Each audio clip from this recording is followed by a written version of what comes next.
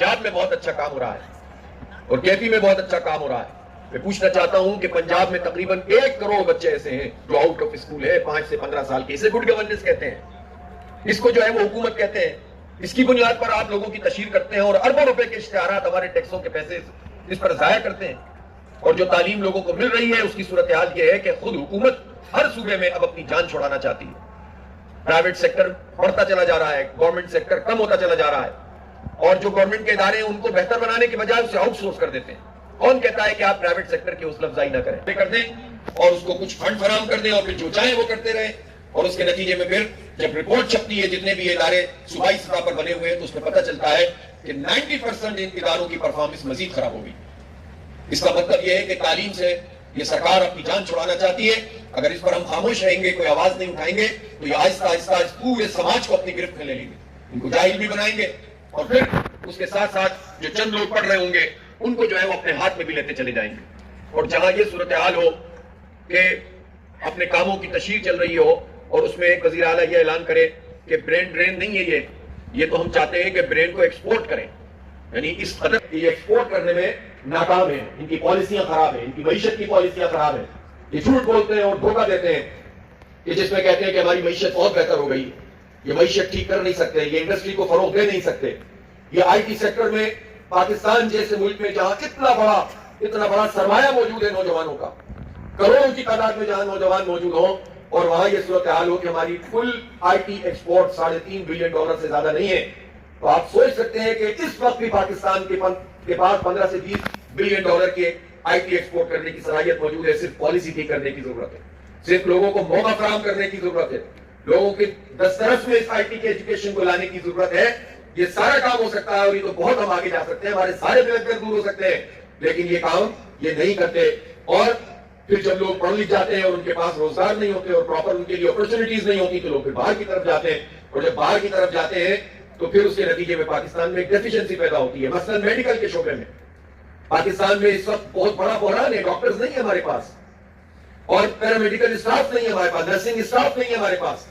پاکستان میں اس وقت ٹرینڈ لوگ نہیں ہیں جو انڈسٹری میں جتنی بھی ہماری ضروریات ہوتی ہیں ٹیکنیکل ان کو پورا کر سکیں. پاکستان میں انجینئرز کی کمی ہے, پاکستان میں تمام سسٹم کو چلانے کے لیے ان لوگوں کی کمی ہے کہ جو اس طرح کی تعلیم جن کے پاس موجود ہو, اور پاکستان میں سوشل سائنٹسٹ نہیں ہے.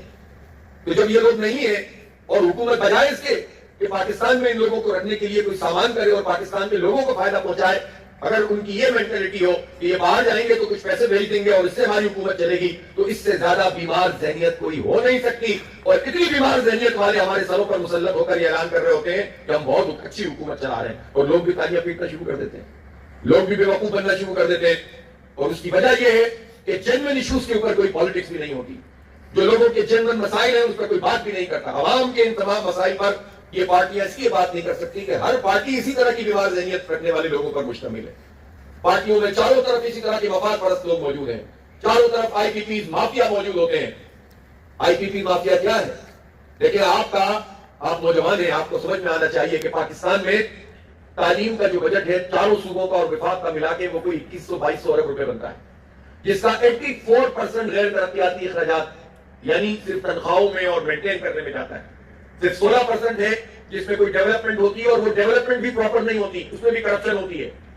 تو آپ سوچ سکتے ہیں, اور گھوسٹ اسکول بھی اور گھوسٹ پلازمین بھی اور گھوسٹ ٹیچرز بھی جگہ جگہ موجود ہیں. لیکن 2100-2200 ارب روپے کا یہ ایجوکیشن کا بجٹ ہے, اور دوسری طرف 2200 ارب روپے پاکستان میں ان چند لوگوں کو دیے گئے ہیں کہ جنہوں نے جو بجلی نہیں بنائی ہے اس کی کیپیسٹی چارجز کلیم کیے اور ان کو پاکستان کی گورنمنٹ نے دیا. جو بجلی نہیں بنی اس کے 2200 ارب روپے پچھلے سال میں ادا کیے گئے ہیں. سینٹ کی کمیٹی میں رپورٹ آئی ہے. یہ قوم کا حق ہے کہ 2200 ارب روپے میں آئی ٹی کو کہاں سے کہاں پہنچا سکتے ہیں آپ.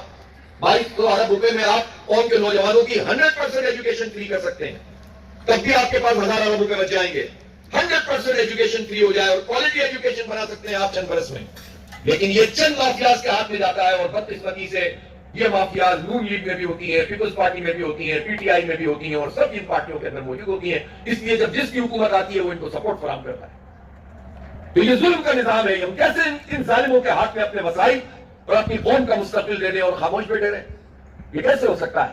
اس لیے ہمیں اس کو چیلنج کرنا پڑے گا. ہمارے ملک میں 78 سال بعد بھی صورتحال یہ ہے کہ بیوروکریٹ کون سے ہیں؟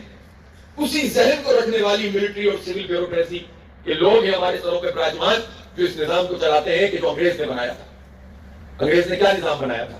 انگریز نے یہاں جو سینکڑوں سال حکومت کی تو اس کی کوئی لاکھوں اور ملینز میں فوج تھوڑی تھی، چند ہزار فوج کے ساتھ انہوں نے یہاں حکمرانی کی، یہاں مقامی اپنے اعلی کار تیار کیے، اپنے نظام تعلیم کے ذریعے سے اپنا خاص ذہن بنایا، اپنے سسٹم کے ذریعے سے وہ بیوروکریٹ تیار کیے جن کو یہ سکھایا جاتا تھا کہ تمہیں اس قوم کو ہینڈل کرنا ہے۔ انہیں بتایا جاتا تھا کہ موت جب آئے گا تو اس کو کیسے ہینڈل کرتے ہیں، کیسے گولیاں چلاتے ہیں، کیسے مینج کرتے ہیں، کیسے دفعات لگاتے ہیں، کیسے ان کو جیلوں میں ڈالتے ہیں۔ ان کو یہ بتایا جاتا تھا کہ آپ قوم کے حاکم ہو اور قوم تمہاری خادم ہے، اور تم بس ہمارے آگے جواب دہ ہو، قوم کے آگے جواب دہ نہیں ہو، قوم تو بلا لے اور تم حاکم ہو۔ یہ بیوروکریسی کی تربیت ہوتی تھی۔ بدقسمتی کی بات یہ کہ 78 سال پاکستان بننے کے باوجود یہی تربیت اب بھی ہوتی ہے۔ اچھے برے لوگ تو ہر جگہ موجود ہوتے ہیں، بیوروکریٹس میں بھی ایسے لوگ موجود ہیں جو بہت اچھے اخلاق، کردار اور اچھے ایماندار لوگ ہوتے ہیں، لیکن ویسے تو مجموعی نظام کیا بنا رہا ہے؟ آج بھی ایک کوئی ٹی سی ایسی آ کر لوگوں کے ٹھیلے اس طرح اٹھا کر پھینکتا ہے جیسے نعوذ باللہ خدا بنا بیٹھا، گاڑی میں بیٹھے ہوئے ہوتے ہیں، احکامات جاری کر رہے ہوتے ہیں اور بستیوں کی بستیاں تاراج کر دیتے ہیں، اور پھر کہتے ہیں کہ ناجائز بنی ہوئی ہے۔ اس بیوروکریٹ سے کوئی پوچھے کہ ناجائز بستی بسی کیسے تھی؟ جب وہ بس رہی تھی تو تمہاری بیوروکریسی کیا کر رہی تھی؟ تمہارے کمشنر، ڈپٹی کمشنر اور تمہارے یہ جو تعمیرات سے متعلق جتنے افسران تھے وہ کیا کر رہے تھے؟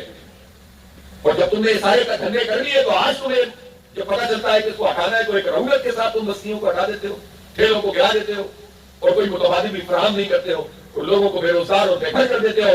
یہ جو ان کی فرعونیت ہے یہ اس نظام کی وجہ سے ہے جو بیوروکریسی کا نظام ہے۔ یہ نظام نہیں بدلا ہے اور سسٹم کے اوپر انہی لوگوں کی حکمرانی ہے۔ انگریز نے اور کس طرح حکومت کی تھی؟